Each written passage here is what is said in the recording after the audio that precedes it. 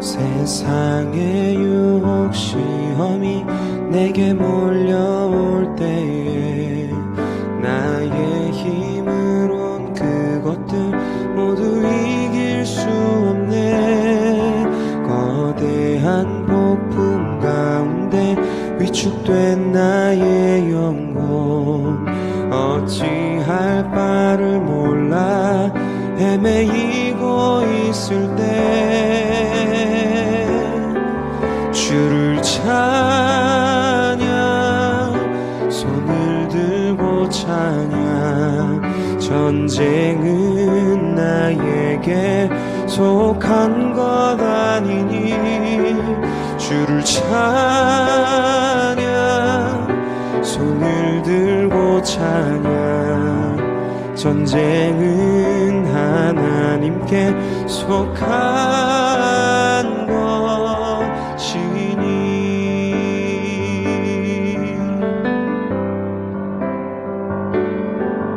거짓과 속임수로 가득 찬 세상에서 어디로 갈지 몰라 머뭇거리고 있네. 공중의 권세 잡은 자 지금도 우리들을 실패와 절망으로 넘어뜨리려 하네. 주를 찬양 손을 들고 찬양 전쟁은 나에게 속한 것 아니니 주를 찬양 손을 들고 찬양 전쟁은 하나님께 속한 것이니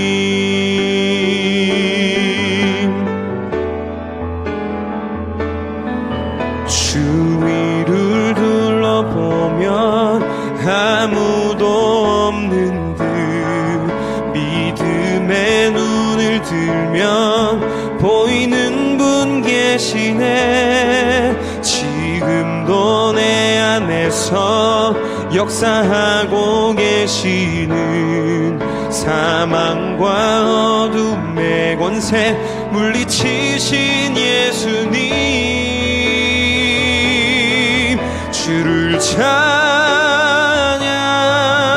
손을 들고 찬양 전쟁은 나에게 속한 것 아니니 주를 찬양 손을 들고 찬양 전쟁은 하나님께 속한 것이니 주를 찬양 손을 들고 찬양 전쟁은 나에게 속한 것 아니니 주를 찬양 손을 들고 찬양 전쟁은 하나님께 속한 것이니 전쟁은 하나님께 속한 것이니 전쟁은 하나님께 속한 것이니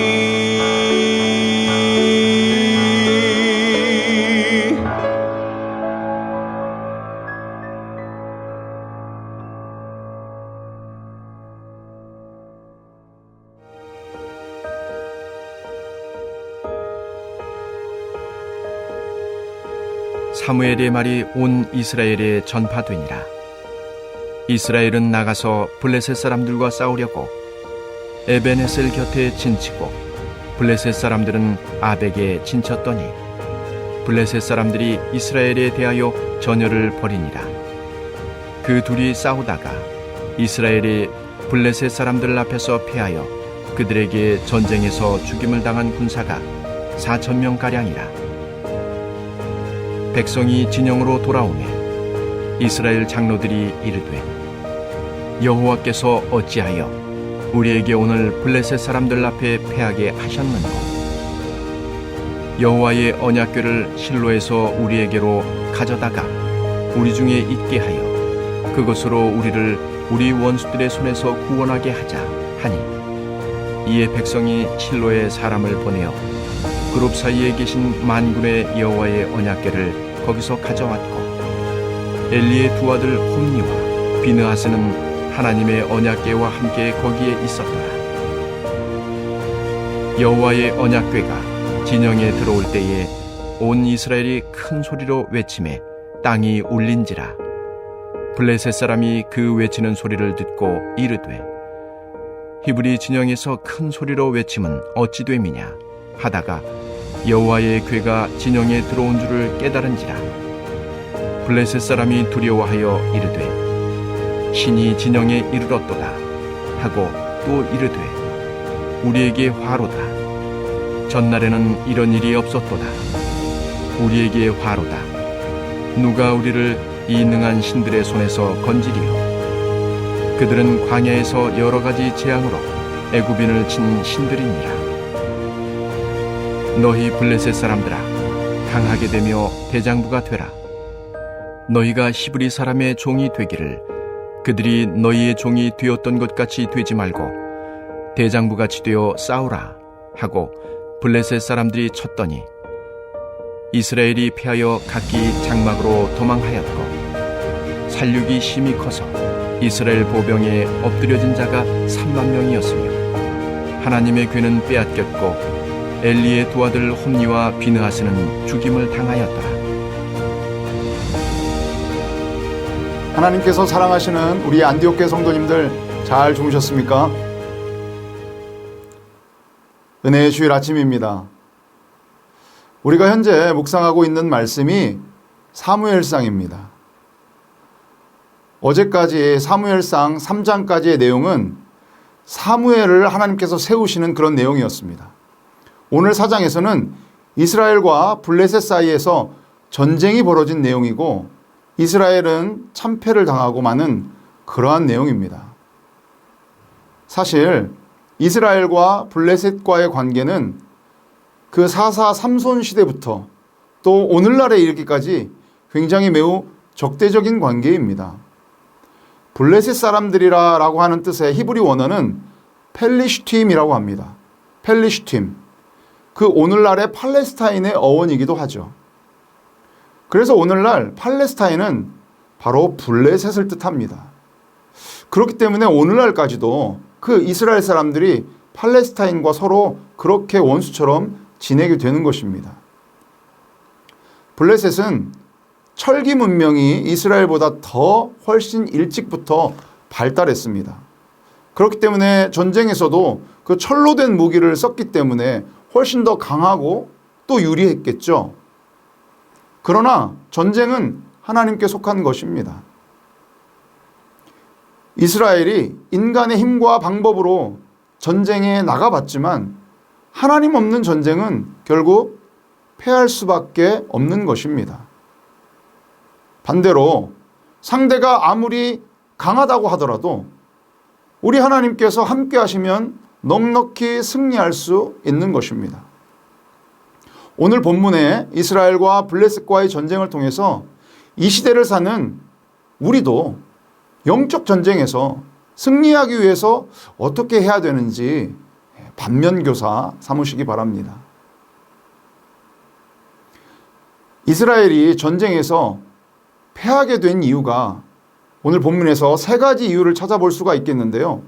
그 첫 번째 이유는 기도를 하지 않고 자신들의 생각대로 행동했기 때문입니다.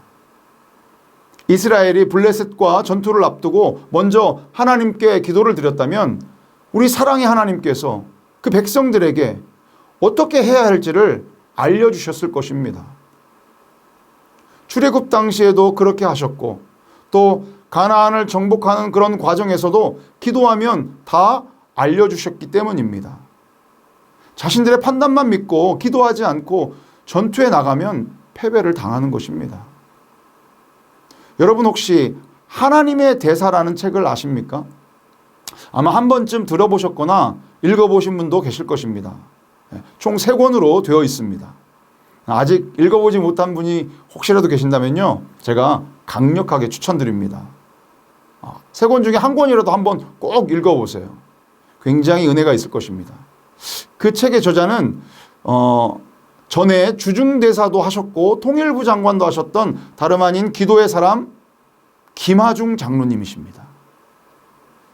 그 책의 내용을 보면 김하중 장로님은 아주 작은 일부터 큰 일까지 사소한 거라도 다 하나님께 기도하며 아뢰며 주님께서 주시는 그런 마음의 감동과 그 음성으로 주님의 뜻에 따라서 살아가시는 분이십니다.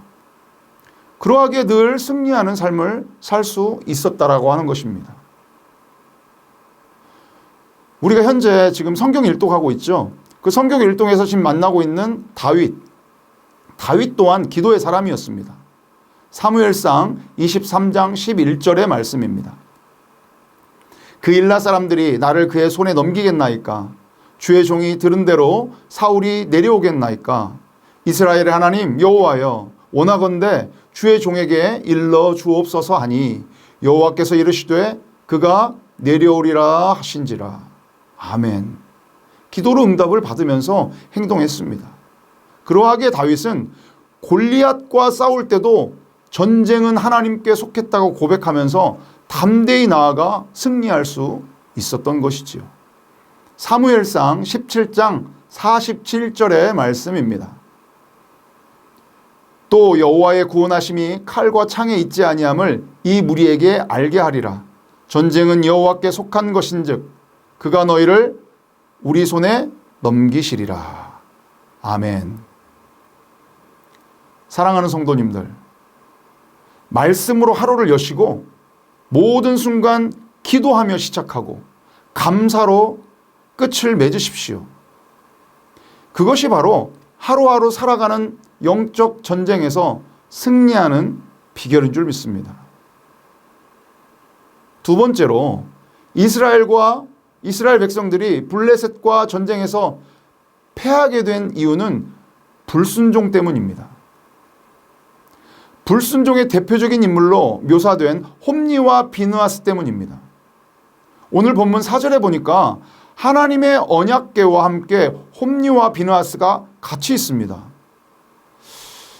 우리는 이 두 사람의 행실을 알기 때문에 이들이 언약궤와 함께 있다라고 한 사실이 왠지 불안하고 또 불길하고 뒤에 벌어지는 그 전쟁에서 어떻게 될지 좀 짐작이 가게 되는 그러한 대목입니다.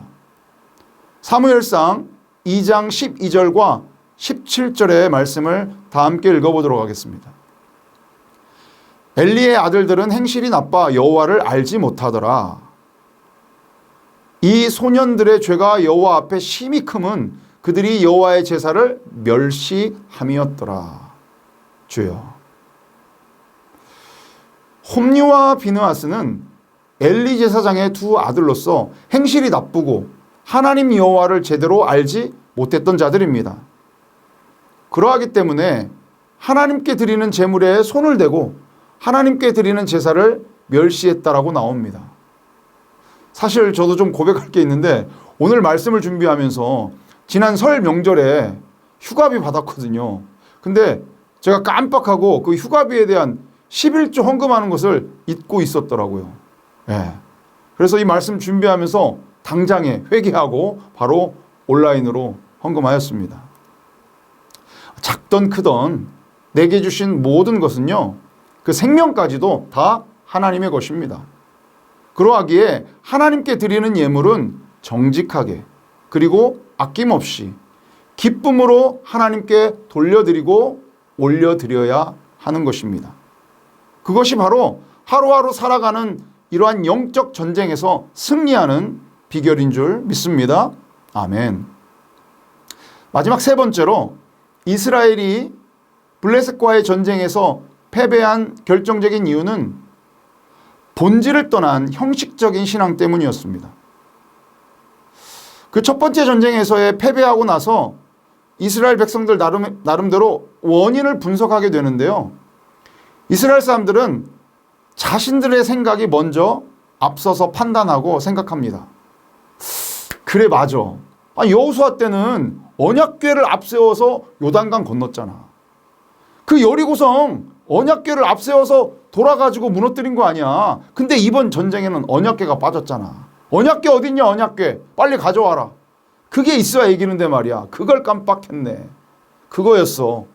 빨리 언약궤 가져와. 다시 전쟁하러 나가자. 자신들의 생각으로 이렇게 결정한 것입니다. 이스라엘은 외형적인 종교에 치우쳐져 있었습니다. 하나님을 마치 그 이방 민족이 이방 신들을, 그 우상들을 섬기듯이 하나님을 섬기고 있었다라고 하는 것이지요. 3절에도 보니까 언약궤로 우리를 구원하게 하자. 이는 언약궤 자체가 곧 하나님이라고 생각한 것입니다. 결국 자신들의 삶은 돌아보지 않고 하나님을 우상 숭배하듯이 섬기고 있음을 알 수가 있는 대목입니다. 하나님을 제대로 알지 못하고 또 경험하지 못했기 때문에 하나님의 말씀은 듣지 않고 자기의 생각이 앞서게 되는 것이지요. 오늘날에도 사실 이런 껍데기 신앙들이 있습니다. 하나님을 상징하는 상징물, 그것만을 중요시 여기는 태도는 하나님에 대해서 잘 모르고 또 막연하게 잘못된 생각에 사로잡히게 되고, 이것은 구름 기둥이 아니고 뜬구름 기둥이죠. 뜬구름 기둥. 이것 때문에 그 신앙이 기복적인 신앙을 갖게 되는 것입니다. 이런 신앙을 갖게 되면 잘 믿다가도 인생에 조그만한 환난과 어려움이 닥치게 되면 마치 이제는 효염이 다해버린 부적처럼, 그 부적처럼 하나님을 업신여기게 되고 결과적으로는 하나님으로부터 멀어지게 되는 것입니다. 살아계신 하나님과의 친밀한 관계는 무뎌지게 되고, 오랜 전통을 가지고 있는, 그 오랜 전통을 가지고 있는 교회 건물 자체, 그리고 등록된 교인 숫자, 그러한 부흥과 거기에 대한 자부심만으로 신앙생활을 한다면 마치 언약궤만을 의지하고 앞세워서 블레셋에 참패한 이스라엘 백성들과 다를 게 없게 되는 것입니다. 제가 한 번은 우연히 유튜브 영상을 하나 봤는데요. 어떤 내용이냐면 그 아침 출근길에 접촉사고가 나는 그러한 블랙박스 영상이었습니다. 그 영상을 유심히 보니까 뒷차가 앞차를 받았어요. 뒷차가 앞차를 이렇게 딱 받았는데 둘 다 여성 운전자입니다. 근데 이제 뒷차 운전자는 어린아이가 밤새 열이 나고 아프고 그래가지고 급하게 응급실을 가던 중이었어요. 급한 마음에 사고를 낸 것이었습니다. 아이는 아프다고 울고불고 난리 나고 빨리는 가야겠고 길은 막히고 그러던 중에 사고까지 냈으니 얼마나 당황하고 막 답답하고 그랬을까요? 영상에 보니까 사고를 당한 그 앞차 여성 운전자도 많이 놀랬을 텐데, 그리고 아프기도 할 텐데 아픈 기색이 전혀 없이 차에서 내려서 그 당황한 뒷차 운전자를 크게 안 다쳤으니까 걱정하지 말라고 안심시키면서 딸처럼 생각하고 그 운전자를 꼭 안아주는 것입니다. 그 영상을 보면서 되게 감동이 되더라고요. 나중에 둘이 서로 연락을 주고받을 때도 그 아이는 괜찮냐고, 아이의 건강 먼저 묻더라는 것입니다. 복음의 전달자가 되는 저와 여러분도 사실 일상에서 얼마든지 일어날 수 있는, 얼마든지 겪을 수 있는 일이지요. 자동차에 그 십자가만 걸려 있으면 뭐합니까? 자동차 뒤에 CBS라고 로고만 써 있으면 뭐합니까? 교회 로고만 있으면 뭐합니까? 난폭 운전하면 오히려 하나님의 얼굴을 가리우는 것이죠. 우리는 사고를 당한 앞차 운전자 같은 그러한 모습으로 껍데기 신앙이 아닌 삶으로 드리는 참 예배자가 되었으면 좋겠습니다. 세상 사람들이 우리의 모습을 통해서 그리스도의 참 제자의 모습을 발견할 수 있기를 소망합니다. 그것이 바로 하루하루 살아가는 이러한 영적 전쟁에서 승리하는 비결인 줄 믿습니다. 우리 교회 예배 후에 성도님들의 모습을 보면 화장실도 그렇고 여기저기 버려져 있는 쓰레기가 사실 너무 많습니다. 분명 예배 드리면서 주여 주여 외치면서 막 눈물도 흘려가면서 기도하고 나왔는데, 그렇게 열심히 예배 드리고 나왔는데 주차장에서는 막 서로 먼저 가려고 뒤엉킵니다. 예. 뒤에서는 왜 안 가냐 빵빵거리고 양보하지 않고, 때로는 막 신호도 지키지 않고 정해진 곳에 주차하지 않고 그저 자기 자신의 편의와 안위만을 위해서 타인의 불편과 어려움은 전혀 고려하지 않는 그러한 모습이 때로는 보이기도 해서 안타깝기도 합니다.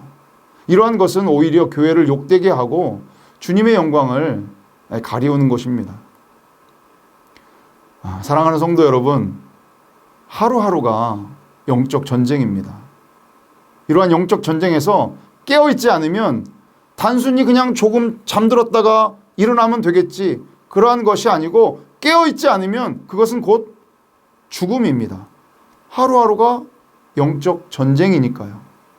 이렇게 치열한 영적 전쟁에서 승리하는 비결은 오직 주님만을 인정하고 또 그 말씀에 순종하고 회칠한 무덤과 같은 겉과 속이 다른 껍데기 신앙을 버려버리고 우리의 행실을 바르게 하고 하나님께 드리는 예물을 정직하게 드리고 또 예배를 소중히 여기는 그러한 마음과 태도를 가져야 될 것입니다.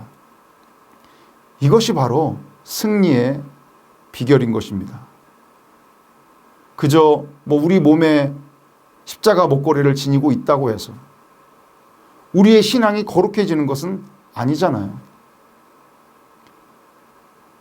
하나님의 성전이 하나님께서 계시는 곳이기 때문에 당연히 성전은 거룩한 곳이지만 때로는 성전 자체가 오늘 본문의 언약궤처럼 우상이 되어서는 안 된다라고 하는 것입니다. 우리 하나님이 어떤 분이십니까? 여러분, 우리 하나님이 누구십니까? 때로는 죽이기도 하시고 살리기도 하시고 수월에 내리기도 하시고 거기서 올리기도 하시고 가난하게도 하시고 부하게도 하시며 낮추기도 하시고 높이기도 하시는 하나님이십니다. 전쟁은 하나님께 속한 것입니다. 하나님만 의지하여 우리의 삶을 회개하고 오늘도 승리하는 저와 여러분 되시기를 주님의 이름으로 축복합니다.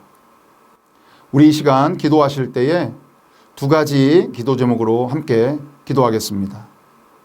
첫째, 전교인 성경 일독을 위해서 우리 함께 기도했으면 좋겠습니다. 주님, 말씀으로 하루를 열고 기도로 응답받아서 순종하며 영적 전쟁에서 승리하게 하옵소서.